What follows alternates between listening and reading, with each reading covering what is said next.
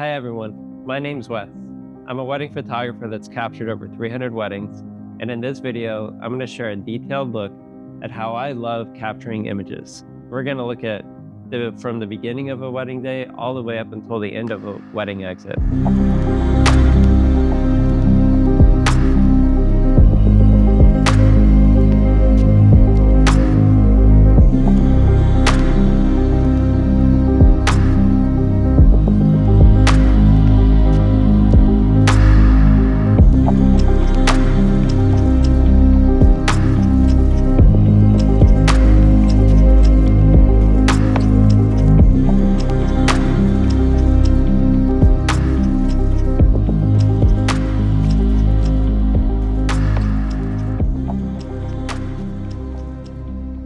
Over the past 4 years, I've shot on the Canon R5 system, which I've absolutely loved, but I've recently switched over to the GFX 100 Mark II. It's an absolutely incredible camera system for both photo and video. And actually, I'm shooting the video on one of my 100 Mark IIs right as we speak.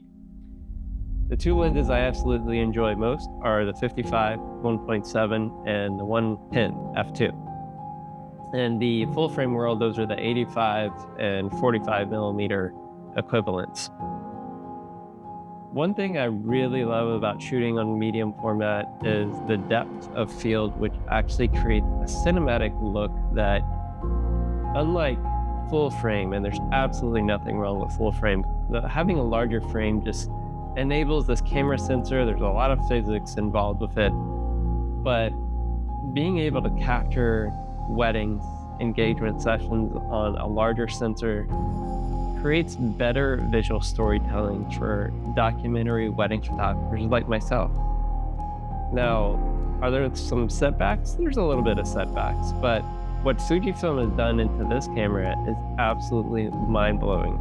In fact, every time I'm out capturing couples on this camera or just taking pictures in general, my mind is just blown away at the feats of technology that is packed into these incredible camera systems. The autofocus is absolutely incredible. Now, I've shot on the Canon R5 system over the last couple of years, and that everyone knows the autofocus on those systems are amazing. Even with a larger sensor, the 100 Mark II is able to lock on the autofocus incredibly well. In fact, the wedding that I'm showing you in this video that we're going to talk about in just a moment, I had zero autofocus issues.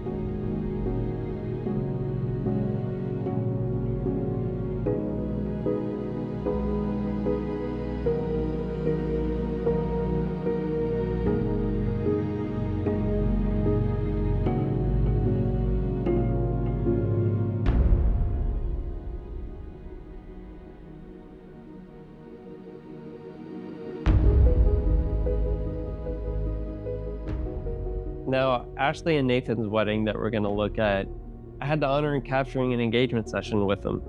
And that's a great time to just learn more about each other, learn who are they, what do they do, how did they meet, what makes them laugh, what are their hobbies. Because I like to incorporate that actually into the photos, both their engagement sessions and the real wedding day. I'm a big visual storyteller, and I think, you know, despite having shot so many weddings and engagement sessions, elopements over the years, I still believe that everyone's got a unique love story. And that's what I love to do my best to be able to visually define each couple's love in a tangible format, photos and video. That's something that's meaningful for me because I really am passionate and I enjoy it. But I think it's also really important for couples that have a high priority on capturing their love story, being able to visually freeze moments in time for their lives as they journey on through their lives that maybe 20, 30, 40 years down the line, they're able to look back at these wonderful images, these moments that I am so honored to capture. Something that's important for me in being able to capture a wedding day is just turning something ordinary into extraordinary, or making the boring insane. having things look good. I've been married at this point in time for about 13 years at the moment of this video. Now, I know my wife, and like many other women out there, who really likes getting pictures or video of them taken while they're getting makeup applied.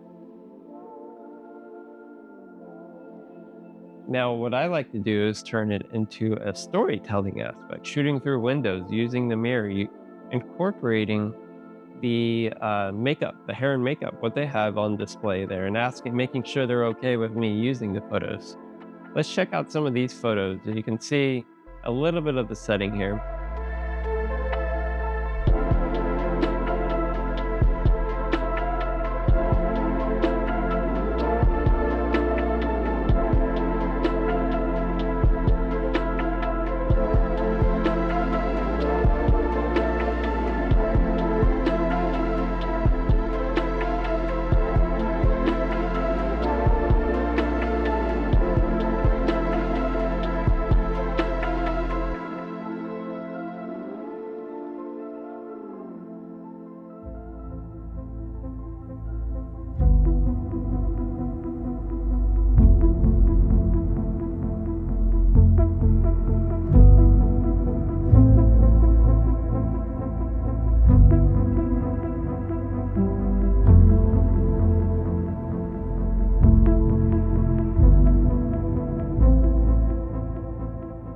Now, one of the big things I like is being able to use the given light that we have.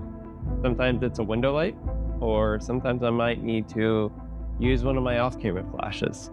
Now, that's a sign of a good photographer, being able to be comfortable with both lighting scenarios. Sometimes I shoot in dark rooms. Sometimes rooms are beautifully well lit where I don't need any light. Now, for instance, this hotel, I needed to use extra light.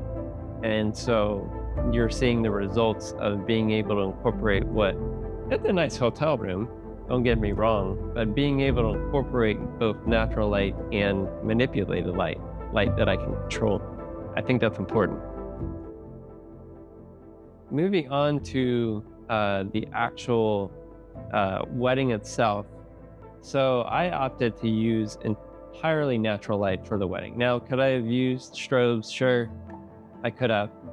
But keep in mind that it was, I think, around 90 degrees at the moment of the wedding. Now, it got cooler, but using strobes and heat like that, they're going to overheat really quick. Doesn't matter what brand. Heat, humidity is not technology's friend. Now, these cameras had zero issues working in the heat. From the experience and the amount of weddings that I shot, I know how a wedding flows, and the ceremony is really important. It's actually like one of the best moments of the day when a father is coming around with her daughter, and there's just this moment of there's music and everything playing, but everyone's got their heads turned, and this beautiful bride coming to meet her beautiful husband to be. There's an incredible sense of joy, and that is something that I make sure I don't skip a beat on. You can't miss a beat, because if you look at Nathan's reaction here, you can see his beautiful bride coming down the aisle, and there's just nothing can replace the butterflies in your stomach, the sensation of being able to see a beautiful bride coming down an aisle. Let's check out some of the photos here from their ceremony. Now, you'll see during the ceremony there, I typically shoot in basically 180 degrees. So wherever the ceremony, wherever the bridal party's lined up, I basically just do like a half circle and orbit around the entire ceremony. That way I'm capturing the bride, the groom, the bridal party, the guests themselves, and everything in between. And I make sure I try to capture as much of that as I possibly can. And I'm still in the right spot at the very end when they do their first kiss together as husband and wife.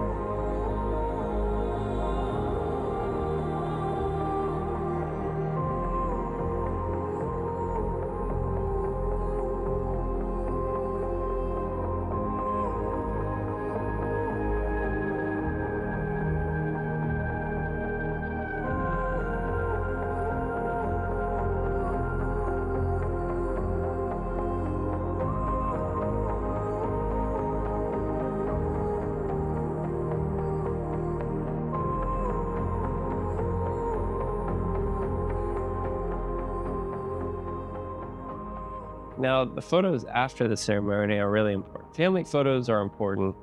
Having the portrait session is also important. I can't stress that enough. Allotting time to do both is really important. If family and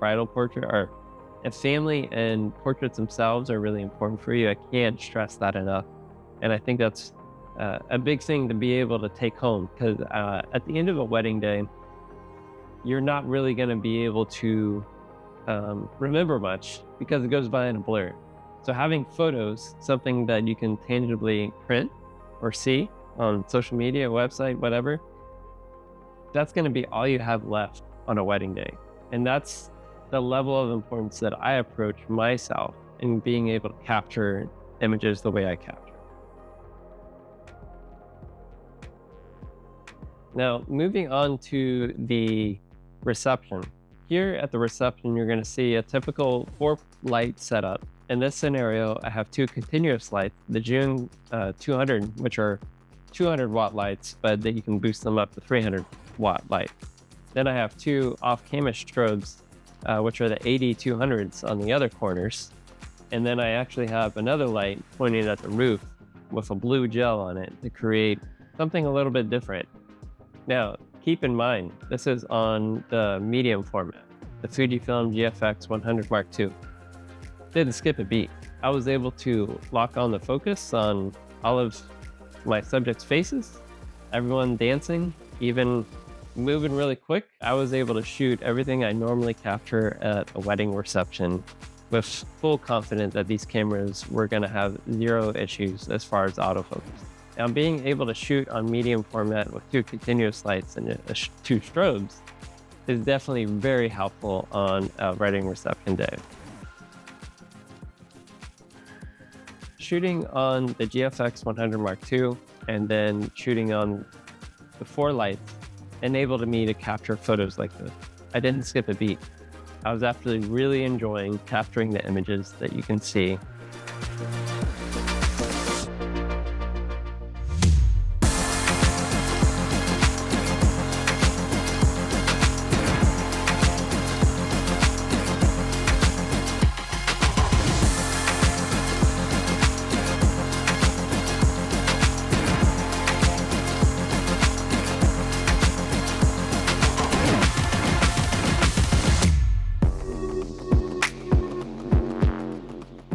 Being able to understand every couple's priority is definitely something I make a priority. I love what I do, and this is how I serve my couples. But that's not all. So what happens at the end of a wedding? I come home with anywhere from 5,000 to 8,000 photos. That's a lot of images, right? Well, over the last 3.5 years or so, I've used a system called Aftershoot. It's a system that uses AI to cull through images. Culling is basically having the images selected. Now, it used to be before this, it used to be where I would go through and select image by image by image, and you can imagine how long that took. Now, with Aftershoot, I'm able to come home, back everything up first before I do anything with it, come home, and then run the system, and in a matter of, 30 or 40 minutes, it has the entire wedding gallery, all 5,000 to 8,000 images selected for me. At that point, I'm just doing a quality check, just making sure it's actually selected the right photos that I want to edit. And then I run through my color grading process. And then after that, I do there's multiple levels of quality checks. And I think that's one thing that helps me make sure I have a polished gallery. When I'm ready to deliver it, I've looked through it maybe like at least 6 or 7 times. And I think that's something important because there's a lot of time, there's a lot of money, and there's a lot of just blood, sweat, and tears that go into everything that is involved into a wedding. And that's how I approach it. I understand the amount of effort, the magnitude and the amount of effort that goes into planning a wedding day. And that's something I don't take lightly. I love what I do. I care for each and every one of my couples. And I hope you enjoyed this video because it's giving you a look of both how I approach weddings, what I shoot on, and then what I love to do and how I best serve my couples. So I hope you enjoyed this video and as you got a little bit look into how I capture wedding days.